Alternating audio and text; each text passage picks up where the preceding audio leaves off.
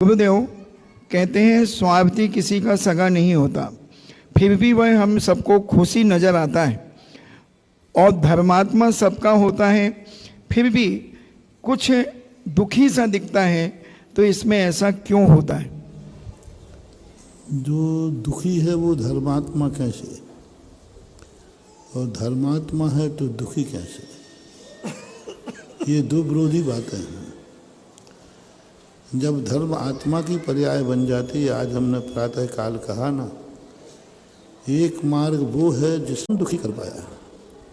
इससे बड़ा दुख क्या होगा कि जीवित में शरीर का मांस लौचा जा रहा है, जीवित में उनके सिर पर अग्नि की सिगड़ी जलाई जा रही है, जीवित में पांडवों को गरम गरम आभूषण पहनाए जा रहे हैं।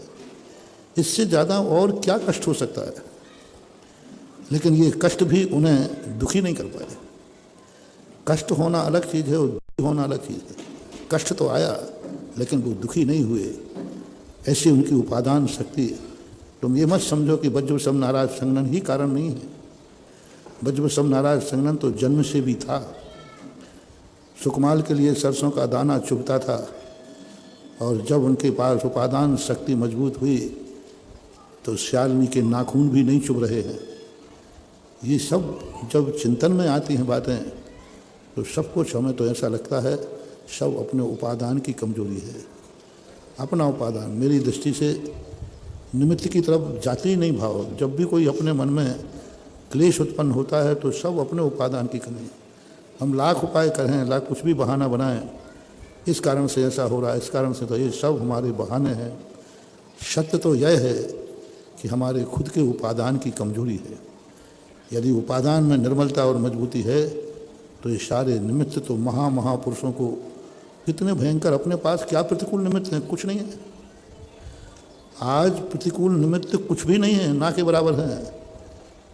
चौथे काल में देखो उन महापुरुषों के प्रतिकूल निमित्त देखो। सुबह राजगद्दी है, शाम को अयोध्या से निकाला जा रहा है। इससे बड़ा प्रतिकूल कौन है? बता दो ऐसा कोई घर बताओ। तद्भव मोक्षगामी, इतने बड़े पुण्यात्मा जीव के बराबर जो कष्ट आया, ऐसा किसी को आज बता दो। सुबह राजगद्दी मिलना हो और रात में वनवास दिया जा रहा हो, और बिल्कुल सब कुछ रहित होकर जा रहे हैं। उसके बावजूद भी उनके चेहरे पर संक्लेश नहीं। क्या वो आत्माएं नहीं थी? क्या वो संसारी नहीं थे? क्या वो ग्रस्त नहीं थे? क्या वह बेटे नहीं थे? क्या वह एक पति पत्नी नहीं थे? क्या उनका कोई इंद्रिय सुख नहीं था? क्या वो पूर्ण वीतरागी थे? नहीं। सब उपादान, यदि तत्व दृष्टि तुम्हारे पास प्राप्त है तो तत्व दृष्टि वाला घूम फिर करके सब आएगा। बुरा जो देखन में चला बुरा न मिलिया, जो दिल खोजो आपनो मुझसे बुरा। सब उपादान की कमी है, तत्व दृष्टि की कमी है, तत्व निर्णय की कमी है। कहीं ना कहीं से आप घूम के आओगे, आप अंत में तत्व में बुझवर कुंद कुंद भगवान समय सार में यही दिखाते हैं। क्यों तू निमित्त बुद्धि में अटका है? उपादान की तरफ देख ले, निमित्त निमित्त पड़ा रह जाएगा और तेरा उपादान सारा कमाल और चमत्कार दिखा देगा। निमित्त पड़ा रह जाएगा, निमित्त तुम्हें मिटाने में लग जाएगा, और तेरा उपादान तुझे वो बना देगा कि जो निमित्त ने कल्पना भी नहीं की होगी। वो मिटाने में लगेगा और उपादान तुम्हें बना देगा। बस अपने आप में देखो, उपादान में उपादान दृष्टि करने से क्षमता भाव आता है, निमित्त दृष्टि करने से क्रोध जागता है।